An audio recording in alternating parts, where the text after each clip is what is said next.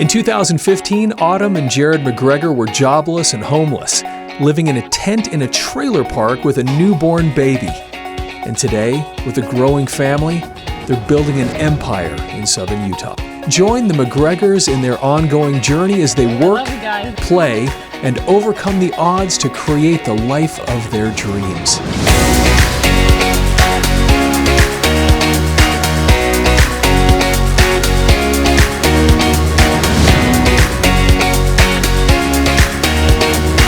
There's some gross stuff in here. Such a fiasco. There's no way in all hell that I'm gonna work today. Isn't that like 20,000 over budget? Let me look at the numbers. Good job. Don't paint your face. Just nailed it. I'll rearrange your whole thinking house. Figure out what other kind of drama we have hanging around here today. You have to act like you like me.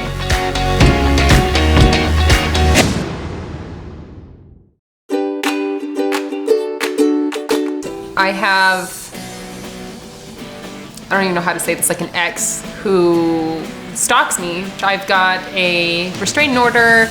You don't know if they know where you live. So yeah, I carry with me at all times. I have a concealed carry permit, and I think it's very important that other women do the same. One of the biggest issues that I find about people carrying is not that they have a gun with them, but that they don't know how to use it. You have to know how to use your weapon, because when the time comes, you're gonna have adrenaline going through your veins. You're not gonna know what to do. But if you have training, your mind will automatically do the things that you do often. You're not gonna fumble, and they're not gonna be able to take your gun. I haven't been to the gun range in probably 6 months, and that's ridiculous. So I'm gonna go to the gun range, and I'm gonna experience my gun and retrain myself. I actually really enjoy going shooting. That's fun to me. It gives me a sense of power and control, knowing the fact that if I have to use my weapon, I'll know exactly how to do it and when to do it.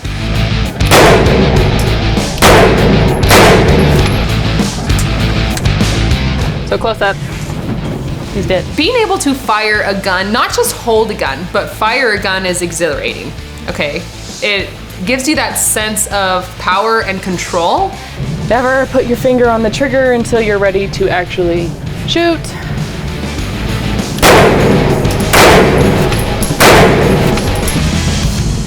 Now this is at 10 yards. With a handgun, it's pretty hard to get accurate. I got him on his chest, his shoulder, and his hand. Okay, I can totally shoot your thumb off if I wanted to. So I got a little tired of shooting my PPS, so I went and got the AK. I haven't been able to practice a lot with this, so that's why I brought it today.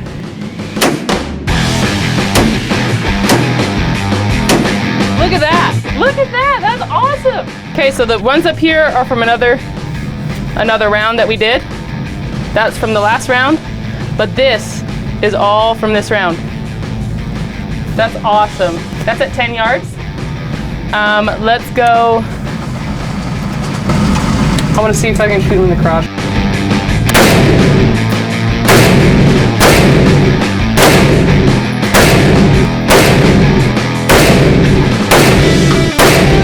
Hey, you're pretty good with that semi-automatic AK. Would you like to try a full auto AR-15? Let's do it. Yes, let's go. So this right here is our fully automatic AR-15. This is a new frontier. So there's multiple techniques, like there's a C-hole technique, and there's just a regular rifleman technique. Okay. But there's also, forgot what it's called. I like to call this the Gucci C-clamp technique, where you fully extend it out. Yep. And whenever you hit the target 10 times, you give yourself a thumbs up. Would you still like to shoot it? I'm ready. All right, let's go for it. Ready. Okay, so to load the AR-15, we're gonna have an empty magazine. Okay. There's no round in the chamber. But so we're gonna point down range. Okay. Number one rule of firearm safety is always assume that every firearm is loaded. So let me do the stance one more time. So you gotta lean forward. Lean into it. Make sure that you're kind of in a good position. You see how my legs are? Yes. All right. Am I ready to go? You're ready to go. Okay. I'm not gonna start with full auto.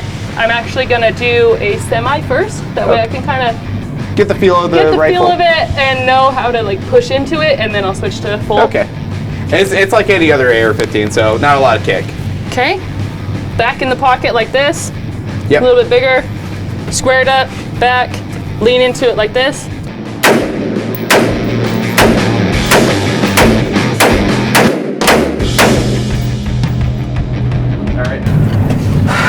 Okay, I'm gonna pick it up, back up a little bit, lean into it. Yep, lean it a little bit more. I will when I'm ready. I've got to. Okay. I'm switching it to full auto. Yep. Yep, sounds like you're on full.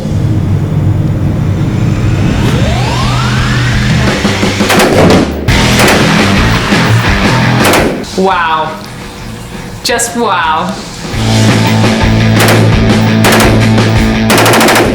The gun literally felt like it was just taking control. So instantly I'm like, oh, stoop.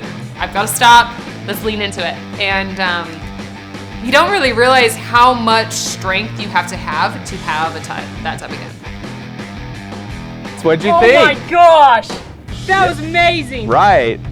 That thing like took control of me, and I was like, okay, lean into it, Autumn, lean into it. And now I think I got it. Probably most of the people I've seen shoot full auto, you did pretty well, actually. You controlled it very nice. Your stance was good. Your footing was great. And yeah, you got him. He's Oh dead. yeah, I got him. Yeah, he's got him. roadkill. He's toast. Pretty much he doesn't have a stomach anymore. It's almost like the gun is deciding where it's gonna go. And that's why it's a little scary for fully automatic. You literally have to like I had to stop and like breathe, go into it. So I'm gonna load up another round and I'm gonna do it again. Oh my gosh, that was so fun. So what's the bill? What's my damage? Well, here's your damage right here. Nice. Yep. You did pretty good for first time shooting full auto. Honestly, yeah, pretty good groupings right in here. You handled the recoil pretty nice and not bad. Awesome. Well, I definitely appreciate you letting me come and shoot an awesome gun, and thank you. Of course, appreciate your time. Yeah. When I left, I actually had a better sense of myself, being able to go there and practice and know what I'm doing with my firearm, and a higher sense of freedom. Adriel is actually Jared's little sister. She was adopted as a baby, and she's my little rock star. I met Adriel when she was pretty young. She was 9. But events in her childhood have kind of drifted her down a different path. She lost her father when she was 9, almost 10. And I was absent, and so was my husband. We were doing renovations and flips and stuff like that in Illinois, so we weren't there either. So she didn't really have anyone to help guide her. We're doing the right thing now, and I'm taking her out and doing fun activities, and I've tried guiding her in the correct direction, and she's doing a lot better, especially with this boarding school she's at right now. Adriel has been in a treatment facility for about 5 months now. Me and Adriel have a special connection. She's not just my sister-in-law. She's like my little sister / my daughter. Like, I love Adriel with all my heart. So to not see her for 5 months was hard. And I'm a little sad that I wasn't able to film when I picked her up, because she just ran and jumped on me and hugged me, and we cried, and we really missed each other, and she opened up to me about a lot. I knew she had went down kind of the wrong path using drugs. After I picked her up and we had our reunion, hug and this big reaction, I saw how much she needed to be empowered. So I was like, let's go do Girls' Day. Let's throw axes. Let's go out to eat. Let's go have some fun and liven her up again. Show her some freedom. So when we got to the restaurant and we sat down, I did not expect her to open up the way she did. And it shows all the progress that she's making. I'm really proud of you. I think you're doing amazing. It was hard because I've been through like a lot. Like, I don't know, treatment is really hard on you. Like, I literally have had to go through everything by myself. And like, I was ripped away from my family. I was ripped away from all my friends. I was ripped away from the only things that like made me happy at the time, which I realize now is like not real happiness, because real happiness doesn't come from my surroundings, it comes from within. It's really hard to be there because all I want to do is like be with you, and like, 'cause you're my sister, and like, You're I not love going you. through it by yourself. I know, but like, I feel like as much as I changed, like my mom is still the same person. And so I don't know, like I'm gonna be able to deal with it better, but I'm just like, I'm scared that I'm gonna wanna go back to drugs if I live with her. Because like one of the main reasons that I wasn't happy was because we were arguing all the time. Yeah. And if I'm in a household where I feel like I can't be safe, then what am I gonna turn to again? Well, aren't you glad that you can come live with me? Yes, I am very glad. Being in treatment for a year, it takes away so much of your freedoms. Yeah, and I'm not planning on going back to like drugs because at the end of the day, I was just paying for a substance to control my life. I don't want to be in a place anymore where I feel like I need something else to like make me feel better. I want to be able to make myself feel better. I'm gonna use my time wisely and get better while I can because not everybody has this option. Like some people who are addicted to drugs, they just end up where you were, and like, or even worse, maybe like prostitution, you know, living on the streets. Like I don't want to be like that. Like I know I have a bright future. I know you don't want to see this, but you're your mom's best investment right now. Your mom sold that house to pay for your treatment. And your mom's showing you love right now by putting everything she has into your treatment and how you're going to turn out. And I feel like she deserves a little credit for that. If we look at it from her point of view, she lost her husband, everything fell apart, and now she probably feels like she's losing you. The good thing is I'm doing really well. Like as hard as it is for me to be in treatment, like I'm on student council, like I'm mentoring other kids to help them through their hard things. Like I'm doing, are you gonna cry? No. Stop, I'm gonna cry.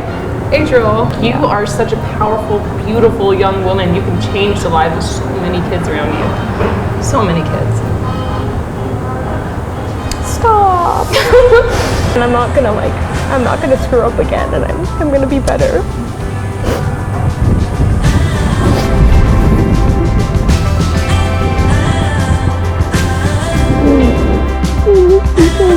I'm grateful she was able to open up to me and talk, and I think she really needed it. I wanted to take Adriel shopping because she had a very limited amount of clothes she was able to grab before she was taken to this treatment center.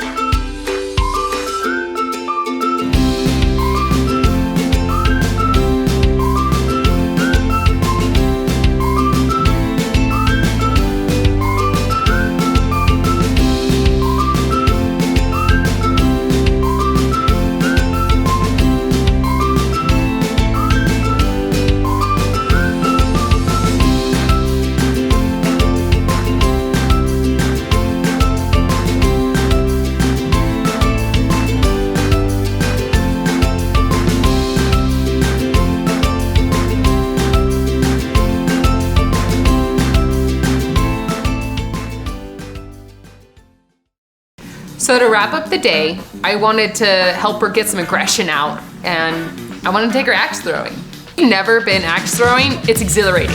Go.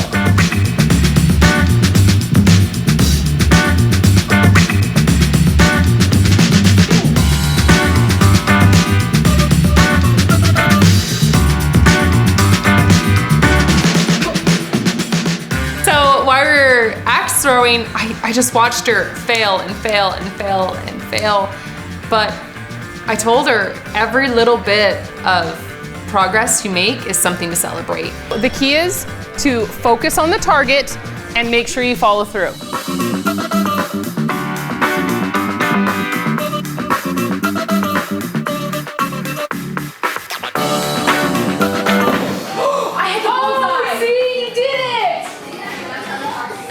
And that goes for your entire life.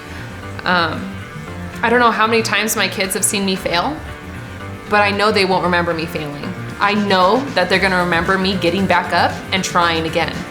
That's the key to success. It's not about how many times you fail. It's about the one time you succeed.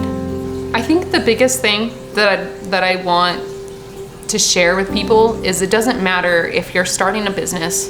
It doesn't matter if you just had a new baby. It doesn't matter if you're looking for a home and you can't find one.